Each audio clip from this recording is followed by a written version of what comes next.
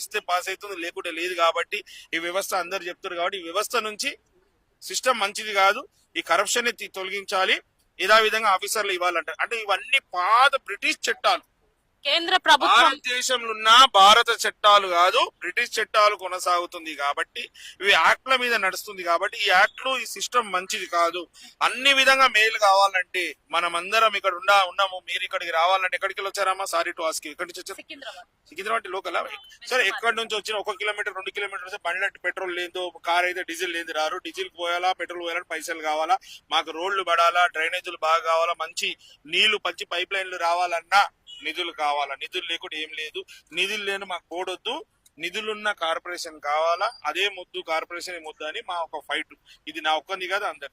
ఇప్పుడు జిహెచ్ఎంసీ లో బోర్డు కలుపుతారు, కేంద్ర ప్రభుత్వం స్పందిస్తదనే నమ్మకం మీకుందా? ఖచ్చితంగా అమ్మా. భారతదేశంలో స్వతంత్రం వచ్చినాక ఏ విధంగా అయితే జనవరి 26 వస్తుంది మనకంతా తెలుసు, గణతంత్ర దినోత్సవం, కాన్స్టిట్యూషన్ అమలు అయినాక ఎన్నో సవరణలు జరిగినాయి. ఎట్లా రాసుకున్నాం అట్లనే లేదు, పరిస్థితులు బట్టి సమయానుసారంగా మార్పులు చేర్పులు జరిగినాయి. ఎన్నో రాష్ట్రాలు ఏర్పడినాయి. అందులో భాగంగా మన చిన్న రాష్ట్రమైన తెలంగాణ రాష్ట్రం కూడా ఏర్పడింది.